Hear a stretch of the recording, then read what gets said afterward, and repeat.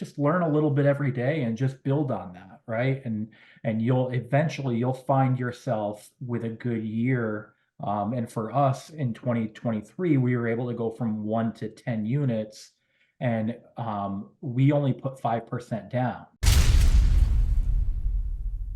One of the things we are doing in 2024 is we are celebrating the new investors. If you are a new investor and One Rental at a Time helped you in any way, please reach out to me either on Instagram via a direct message, or you could go off my website and just email me from there. I'd love to hear your story. I'm trying to schedule these on Sundays. So if you want to be a part of it, let me know. And let's welcome Chris to the show. How you doing, Chris? Very good. How are you, Mike?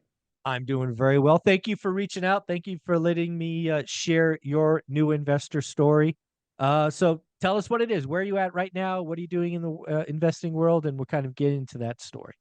Sure. So we originally invested when I went back to school in 2018, and what we did is we bought a primary residence, lived in it for my program was about 16 months out in Florida, and we lived in it knowing that we were going to use it as a rental, and I got a job actually out in Dallas area, and we moved Okay. from Florida to Texas, and we kept that as a rental. Recently on a couple of your videos, you guys have talked about time being a component. That is exactly what we have been experiencing with that rental. Fast forward a couple of years, we moved out to Texas, and eventually we decided to move away from Texas, and I got a job out in Virginia. So we moved from Texas out here to Virginia, and we still had the one rental. We had a home in Texas that we were going to use as a rental. We did. Then, as most viewers know, Texas taxes are killers. Yes. So we decided to sell. We did Yeah. sell that property. And then in 2023, we entered the year, we just had that one rental. And then we were like, okay, we need to figure some things out. When I went back to school, I went back and I got 2 econ degrees. And so I kind of understand the way that inflation works, the way that hard assets can assist you within building wealth, essentially. And I was like, well, there's something's going on. We got to figure this out. So we were looking around. I had been watching you since I've been in Texas, so about 4 or 5 years ago, Wow. and just kind of monitoring different things that you say. I'm very good at implementing things and just trying it out. I know a couple of years ago you had, maybe it was last year or 2 years ago, you had two of your students, one from St. Louis and one from Jacksonville, actually show their spreadsheets on a video. Yeah. So I Yeah. said, all right, let's make a spreadsheet. I can do that. So I made a spreadsheet, and it's not that difficult to look every day. And eventually, as you kind of go through the spreadsheets, you realize that you can create different formulas within those that will auto calculate. Yeah. So, and I think the idea that I would suggest to people who are getting started is just learn a little bit every day and just build on that, right? And you'll find yourself with a good year. And for us in 2023, we were able to go from 1 to 10 units, and we only put 5% down. And one unique thing about me is I did serve in the military, so I have access to a VA loan. And the home I'm living in right now is a VA home, so it was zero money down. However, when we moved here, we were paying 100% of our mortgage in our previous home, and here we're only paying 38% of our mortgage. And Oh, I feel so I bad for know, you. I know. That's Well, and terrible. and and I will say that a lot of people that are on your channels, they kind of watch it and they figure, well, we need to replace income. And I think I kind of flipped that a couple of years ago, and I said, how can we get our expenses paid for? Because if we pay for Exactly. our expenses on the bottom side, our income on the top end will rise. Yeah, And there's so much wisdom in that. There's so many branches I'm going to take off this conversation, but let's go with that one first. A lot of people, the secret to wealth is not that hard, right? You have to create disposable income. And what right, is disposable income? discretionary income. It's money in theory you could light on fire and your life doesn't change. But the idea is you find a way to create that, you find a way to grow that, and then those become the seeds to assets that then feed that pile, and it just keeps growing. It is really, really sexy, Chris, to talk about, hey, I'm going to double my income. Right. Okay, great. Not a lot of people can do that. Most of the people that watch our channels or watch this stuff are fixed hourly wage earners. Or Right. as I was, my wage was set, right? I made X amount of dollars a year. It didn't matter how many hours I worked. It's just, it is what it is. So, as Olivia and I did in what you have just talked about, is we looked at a way to whack our expenses. Because again, Mhm. expenses you whack immediately and you see the bottom line difference. And then over time, you get raises and you get income, and Mhm. you do a side hustle, whatever it is. You get the best of both worlds. But man, I wish more people did that. They looked at house hacking, right? Other than taxes, your living expense is the most. If you can go from spending Right. 100% to doing 38%, where does the other 62% go? To the bottom line. I wish people got Right. that. And not only that, that's not including because we moved from a home that we are cash flowing on that home. I didn't include that in our living expense. That's just extra that we keep as savings. So that's critical. And I think what I've been saying to some people that I know here locally is I am buying future income. That is what I'm looking to Yes, invest in. exactly right. You're buying future income. Oh, the other thing we should talk about. You have an econ degree, as I do. I sounds like you have a couple. I only have one. Um, what people, You study it every day though. And I yeah, I do so every day. But I have a saying. You've heard me say it 100 times, and I'm sure I'll say thousands more. Inflation is a feature, mhm. not a bug. You can argue it. You can get pissed off. You can say it's not fair. Doesn't matter. It's a feature and not a bug. If you appreciate it and you understand it and you stop railing against the system, use inflation. It's just wild for me to think about. Absolutely. And one of the things that I started doing in 2023 towards the end is I'm actually teaching now econ classes. And one of Nice. my students that I was talking to recently, we went through the calculation of how your salary it plays out in real terms. And after I did 3 years of salary at a 5% inflation rate, he goes, "So what do? You just eat that?" I go, Yeah. "You sure do." Yeah. Yes, you He do. goes, but how? And I'm like, it's just a function of the economy.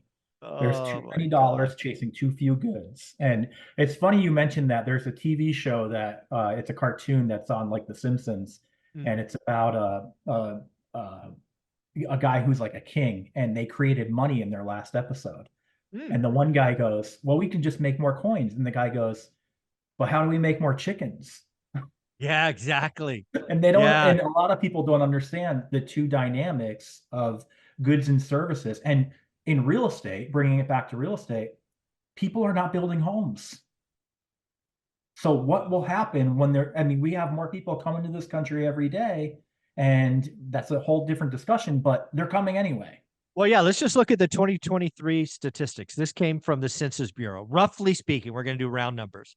We added 1.8 million um, residents, right? Population Sure. grew 1.8 million, and we built about 500,000 homes. Supply and demand fundamentals tell you one thing: upward pressure on price. And again, it doesn't happen in a year, a month, a quarter, but it just builds over time. And we have underbuilt since, I don't know, 2008, 2009. You stack 300,000 housing discrepancy a year for freaking 15 years, you got a problem. Right. Yeah. And Yeah. just kind of knowing and learning these things is excellent for the initial investor. But the other thing that I think that people need to do is they start need to implementing them in some way. For me, actually, a couple of years ago, I said I need to understand the cash on cash return Mm, metric. okay. So I started helping people locally with it, and I started doing it, and then it became so second nature to me now that I get an alert and I just do it on my phone. Yeah. Whereas before it would take me 15 minutes to do. Yeah. But again, build on those Repetition. little things, right? And then you're going to have a great year, and Yeah. you're going to look back at it and you're going to be like, how did I accomplish this? But Yeah. you The other do by thing that's incremental, or as economists say, marginal March. steps. Exactly. Exactly. It's all about the margins, baby. It's the margins. Um, it is really interesting because once you go from 15 minutes to, 90 seconds, the next step is this is where the real mental gymnastics come in and that I just love. It's like, okay, that deal doesn't work as is. What do I need to change the output to it's a deal that I would do? Now, again, the seller can always say no, but I'm trying to turn every deal, every opportunity into something I would say yes for. That is so powerful. And it's funny you say that, because my 6 unit that I purchased that you sent me this for Yeah. was you exactly laid it out. It was on the market for a couple months. I think it was a for sale by owner. I don't remember where I found it, Facebook, maybe online or whatever. But I reached out to the owner and I said, let me see if this can work out in a different way. I said Yeah. at 20%, 25%, it will not work out. Okay. So I was able to look at some different options, possibly a 50-40-10. Mm, And the seller and I went back and forth for several different months on different things. Eventually, he ended up saying he did not like holding a second position. okay. And I said, okay. I said, that's all right. And he said, what would you do if I financed the whole thing other than the 10%? Ooh. I said, let me get back to you. Let me Yeah. run some numbers. Yeah. I will Ran get the you an answer numbers, tonight. right?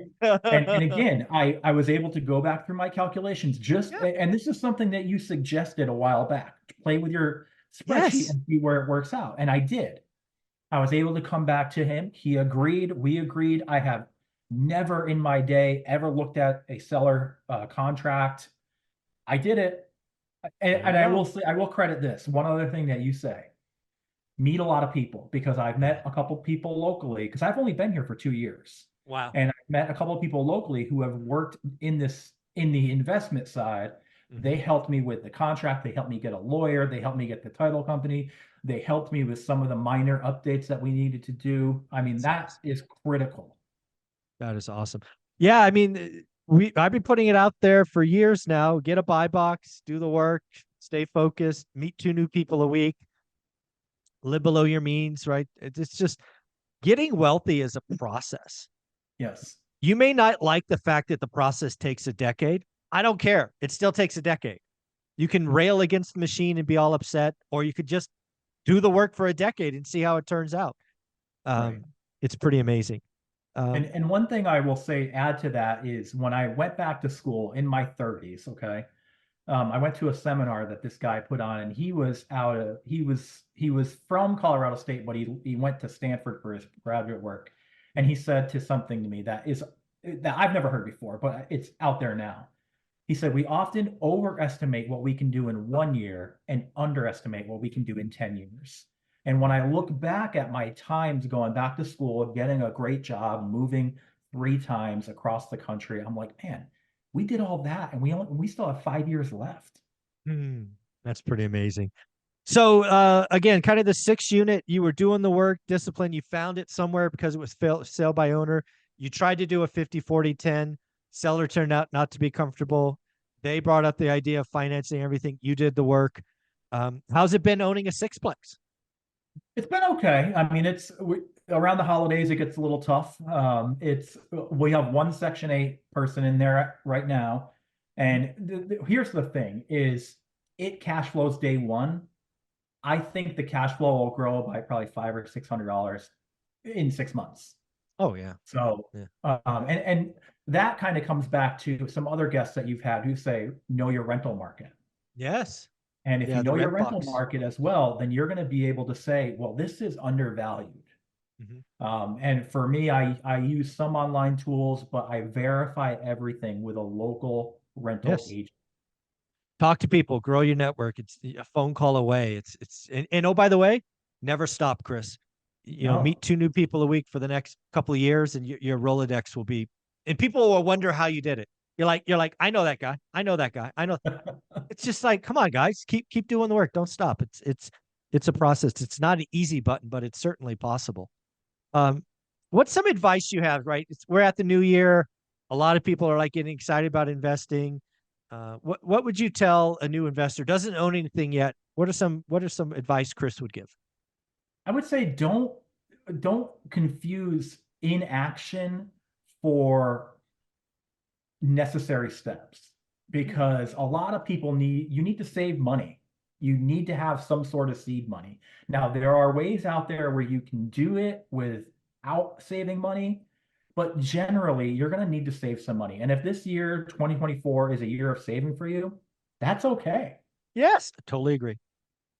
Totally agree. It's a Yeah, I think necessary step. it's a So, necessary step. It is step zero. Some people come to this with having some seed capital, some don't. That's why I call it step zero. But yeah, getting your money right. That's where it yeah. all starts. If you don't have discretionary income today, no problem. I didn't either. I started this journey at 30. I spent every penny. It's embarrassing, but I did. And then over the course of a couple of years, we got to spending 50% of our income. And that allowed us to save a bunch and just continue our journey. It's a choice. You can spend Yes. it all or and again, it's not easy. My friends made fun of me. We didn't Mhm. have the nicest cars. We didn't even have a home. We had a condo. And but look at me now, right? Let's compare now, not Right. back then. And So and I would say one last thing about that too is be prepared. If you're new in this, be prepared to be shot down by people that you love and that you know, yeah, because they will tell you, well, Joan, who owned a unit in 1986, got burned, so you're going to get burned. exactly. So a Yeah. lot of it, I talk with my wife about it, and I talk with just maybe a few select other people, and that's it. I don't generally talk to many people about it because I don't need the hassle. One thing you talk about online a lot, right, Mm. is block the haters. Oh yes. It's difficult to do that in real life when they're around you a lot, but you can choose not to speak to them about it. Yeah, I mean, I have family members that I refuse to talk money with at all. Right? Hmm. We talk weather, we talk sports, Yep. don't talk Yep. money at all. And again, I got to tell you, the other thing you should do is not only block hate, you got to block like social media, block haters, block doomers, because I know there's a lot of people that they don't feel it yet. They go, I watch them because they give me an alternative view. Hmm. No, they don't. These are freaking people that do not have your best interests in mind. Right. They are simply trying to, use social media to pump doom and fear to make money for themselves. They don't care about Mhm. you. And I don't want to be around people that are selfish like that. Right. And again, Right. if you come to real estate investing and you're listening to a tenant who's been wrong for 5 years but makes pretty charts, what are you doing? I mean, seriously, are you kidding me? That's where you're getting your financial advice from? It's crazy. Yep. I Yeah, know. it's pretty wild. So, what else? So you have an economic degree. I'd be remiss if I didn't ask you about what do you see coming in 2024? We've got a lot of cross currents. Yeah, I What's your think what's your gut? my gut is that something we're going to have a downturn.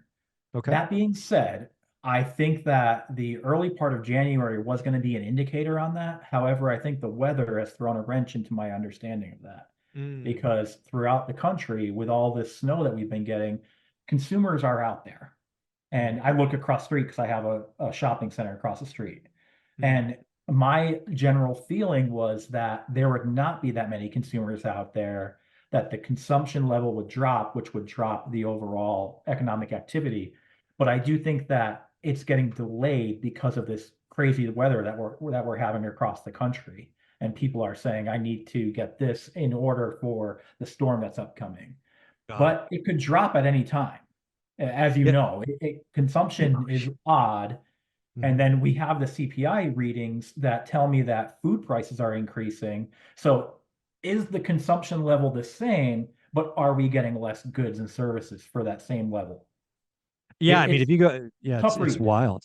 Yeah, it's a Yeah. tough read. There's a lot of currency. As you know, you've probably heard me say I like to stick to my forecast. I called a Q1, Q2 recession. Possible. I mean, we get retail It sales is. this Wednesday, Yeah. I think. So Yep. it'll be interesting to see what that number looks like.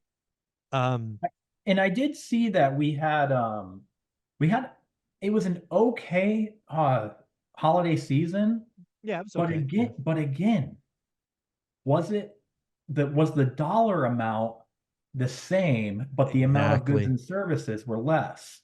And it's unfortunate because they don't if that's the case, they will not make that known to the general public. You're going to have to look that up and it takes time. Yeah, I mean, I did a rough look of that. Again, these are from memory, right? I think December retail sales or what they call the holiday season were up like 3% or Yep. 3.2.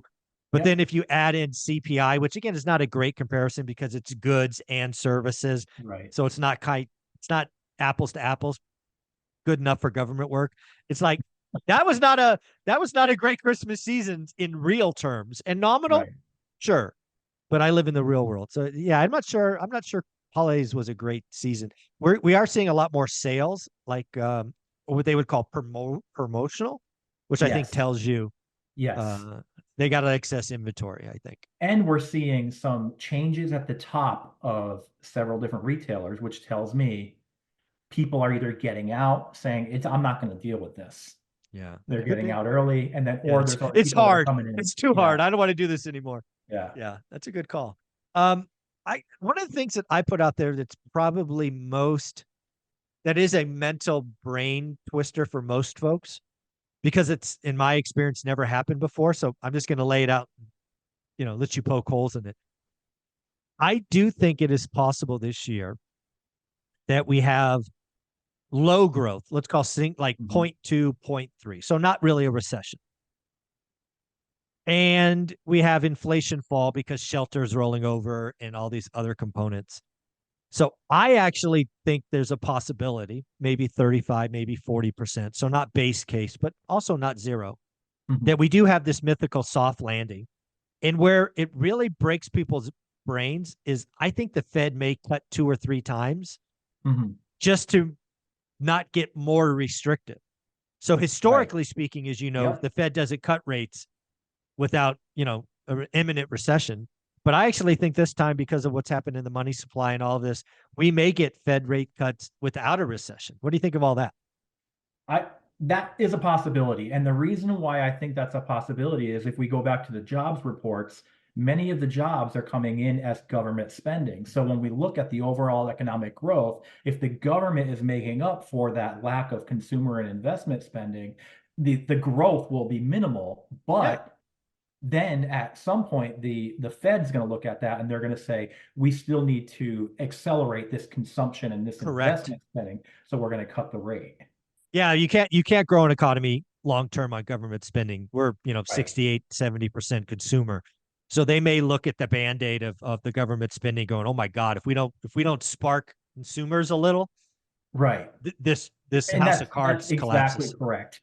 And I, essentially that is what they kind of looked at when they designed this whole Yeah, aggregate expenditure model years ago, is that in times of, because I mean, a lot of people say, well, why do we need inflation? Well, generally we need it because if we know that prices are going to fall in a month, we're all going to hold our money and yeah, buy in a month, yeah. which causes a severe recession. Negative But feedback loop is but crazy. if we can smooth those out a little bit, it'll be a Hmm. little less on the overall societal like hold. So, but yeah, Yeah, I could talk about this a lot, very lot. And yeah. No, I mean, getting economics degree was such an awesome degree to get. It really look at the insides of the economy and go forward. Um, when we look to the future, right? I think there's only a couple of things that I think are true. One of them we talked about already, and that's inflation's a feature, not a bug. mhm, Again, I so many people rail against it. It's like, guys, it's been this way and it'll be that way in the future. Use it, right? Use inflation to get rich. And right. the other thing people don't realize is the US is very lucky to have 30-year fixed rate debt. Yes, And it's a absolutely. one-way bet. It's a one-way bet. You refi if it goes lower, if it goes higher, who cares? And I will say one other thing about the inflation being a hedge to build your wealth. When inflation dies down and the spending increases on the consumption and the investment side, that means growth will take off, which means the value of your property will also increase with that growth potential. Yeah. But So I don't bet on it. I do not bet on no, appreciation. So, no, yeah, yeah, yes. Shame on you. We but don't do that. It happens but if though. you can see it, it's not a bad feature to understand. No, yeah, we don't put it in our models, but we understand it happens. So treat it like whipped creams and nuts and cherries on That's top of right. the sundae. Exactly right, Chris. So somebody who's willing to get started, they were beginning of the year, they've seen your impressive story. What are one or two things that Chris would recommend doing? Definitely figure out your metric. I have taken some high level finance courses, as people probably realize, but cash on cash return is probably the best metric that I would say an individual investor would use. Now, once you get to certain levels, probably over 100 units, you could look at other metrics. But if you're starting out, cash Yeah, on cash, because it's the amount of money you're putting in for the amount that you're getting back every month. And then eventually, as we just discussed, the appreciation will kick in, but you don't care about that for year 1 through 5. You care about exactly. that in year 15, year 20, when you can. And at that point, then you're pulling money out and you're never investing your own W-2 income ever again. Exactly. So I would say just understanding that metric, being able to look every day and try it. Just try it, right? I said it earlier. Just build on something, and it'll take you 15 minutes the first time. Then it will take you 8. Then it will take you 5. Then it takes you 90 seconds, and you're able to Yeah, say, "Is this an opportunity?" yeah. And so that would be one would be understand cash on cash, two kind of build on something, and the third one is very similar to you. Meet somebody in your area every day. There's somebody out there who's at a higher level than you that will be able to help you get through Yep. that breakthrough. Yep. And then as you get the opportunity, reach down as well and help people up the Absolutely. journey. Yeah. Yeah, that's amazing. Chris, is there a social media feed anywhere we can send them to follow you, see what's going on in your world? So I talked about my cash on cash return. I created a YouTube channel for Lynchburg here. It's called Invest Nice. LYH. If anybody wants to go there, I do cash on cash return videos. Every once in a while, I'll actually review an article that I read in my research. I'm in a graduate program again, so I know You like I'm school. I do like school. So There you go. Well, Chris, you're amazing. Thank you for saying yes. Thank you for sharing your story. Thank you for doing the work and being a part of the community. Have an amazing day. thanks, Mike. You got it.